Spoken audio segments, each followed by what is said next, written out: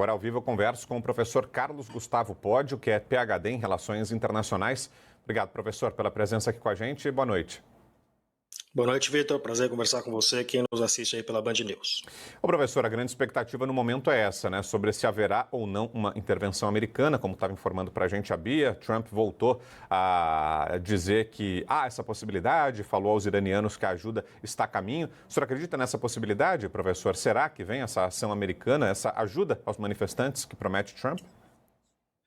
Olha, Vitor, é muito difícil, né? A gente prever aquilo que vai fazer o Donald Trump. Eu acho que essa é uma lição que a gente já tem que ter muito claro acompanhando aí, principalmente esse segundo mandato dele, né? O que a gente tem, na verdade, é uma situação, uma combinação de fatores no Irã que é, de fato, bastante delicada e que faz esse momento um momento diferente dos demais, né? Um deles é exatamente esse fator externo. O Irã hoje está muito isolado do ponto de vista externo. Não tem nenhum grande aliado externo no Irã, como tinha outrora, por exemplo, na Síria, né? Agora não tem mais isso. O Irã passa, claro, fundamentalmente por um período de colapso econômico bastante forte que atinge praticamente todas as camadas da população, né?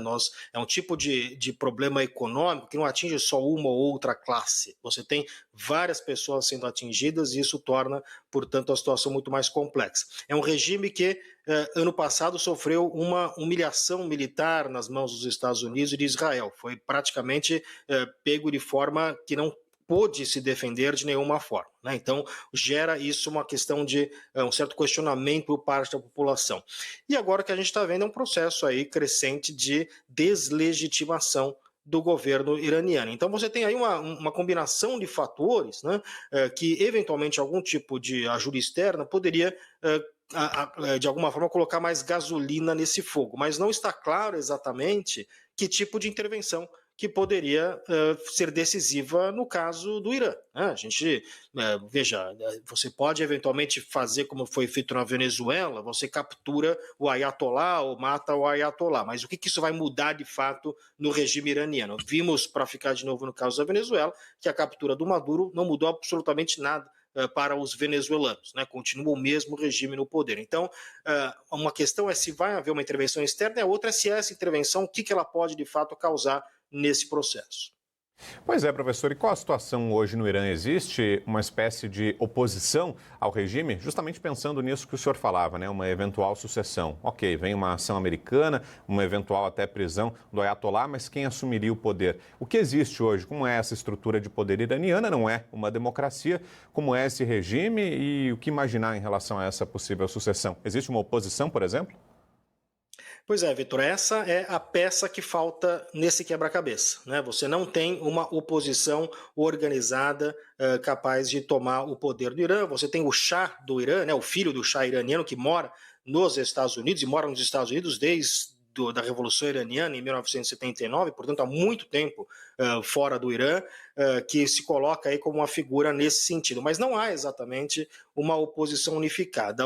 A estrutura de poder do Irã, já que mencionamos a Venezuela, ela se assemelha muito à da Venezuela no sentido de que os militares é que detêm o poder, né? A Guarda Revolucionária Iraniana é o fator determinante para a gente entender como vai se desenvolver o regime iraniano. Quer dizer, os militares, assim como na Venezuela, que também dependem deste Estado. Eles não é apenas uma questão de uma ação militar propriamente dita apenas, mas eles vivem do Estado. É praticamente uma corporação dentro do Estado iraniano. E esse vai ser o fator-chave. A gente pode lembrar, por exemplo, o que aconteceu no Egito, a derrubada do Mubarak, né, onde é um outro país onde o exército também tem uma grande importância. Você teve ali uma derrubada de um ditador, o exército de alguma forma permanece no poder, você tem umas eleições ali que ganha a Irmandade Muçulmana, dá uma expectativa de que o Egito estaria retornando à democracia, e aí qual que é o resultado que nós temos hoje? O exército esperou e voltou ao poder. Ou seja, a grande questão, portanto, para a gente entender no longo prazo no Irã, como as coisas vão se desenvolver, não é olhar apenas o Ayatollah ou apenas os líderes religiosos, é exatamente essa guarda revolucionária, que papel que ela vai cumprir nesse processo. Ô, professor, e existe algum tipo de diálogo ou constrangimento, forma de pressão sobre esse regime? Como a gente viu aí, os manifestantes não estão se intimidando, a população continua indo às ruas. Existe alguma forma de negociação, de articulação com o governo para que alguma pauta seja atendida ou não? Como é essa articulação entre os manifestantes e o governo? Há algum diálogo? O que a gente vê é um governo pressionado. Se a gente olhar o governo iraniano, eles têm feito algumas concessões. Por exemplo, a ideia de que as mulheres devem cobrir o rosto. Isso não é mais algo que é estritamente colocado no Irã. O Irã colocou recentemente, tiveram um programa aí de ajuda para a questão econômica, que dá um pequeno valor aí para cada família, mas que não é suficiente para lidar com a questão econômica. Então a gente vê um esforço por parte do governo iraniano de se manter no poder nesse sentido, via fazendo algumas concessões. Mas fundamentalmente o que nós vamos ver também, infelizmente, como vimos no caso deste jovem que vai ser executado, é um governo que vai recorrer cada vez mais à força. O governo iraniano ele não vai se mostrar tímido no uso da força para se manter no poder, se isso for necessário. Então, o que nós devemos observar a partir de agora, vamos observar, será um uso ainda maior da força pelo governo iraniano. Digo isso que vai continuar acontecendo, a não ser, repito, que haja algum tipo de racha dentro desta guarda revolucionária iraniana, dentro do poder militar iraniano, que se recuse a atuar, ou que de alguma forma se divida, que haja uma fragmentação dessas elites, de que isso não seja levado a cabo. Mas a estrutura que nós temos atualmente, a expectativa que nós temos atualmente é um aumento no nível de repressão, como foi feito quando houve aí os últimos protestos aí em 2022, que o governo iraniano respondeu com muita força. Repito, hoje a situação do governo iraniano é muito pior do que era no protesto anterior, né? Então, que pode levar aí algumas mudanças nesse sentido. Me parece que é um movimento que atinge uma parcela muito maior da população, que não se restringe apenas à capital, está muito espalhado pelo Irã como um todo, diversas classes sociais que têm participado, então parece muito mais difícil. Mas se a gente tomar como base o comportamento tradicional do governo iraniano, devemos esperar mais repressão.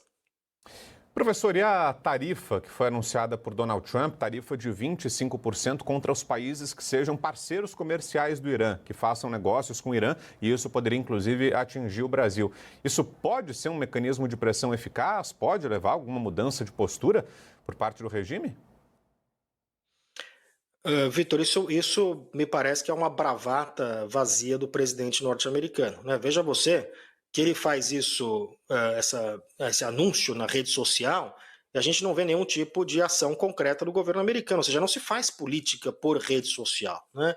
E o mais interessante é que isso foi completamente ignorado por todos os atores, inclusive econômicos, dos Estados Unidos. Ele faz um anúncio desse. Quer dizer, são uma centena de países que fazem negócio com o Irã, né? Não é apenas o Brasil. O Brasil é um parceiro até importante do Irã, há uma centena de países que fazem negócio com o Irã. Você vai falar de botar 25% de tarifa, incluindo a China, né?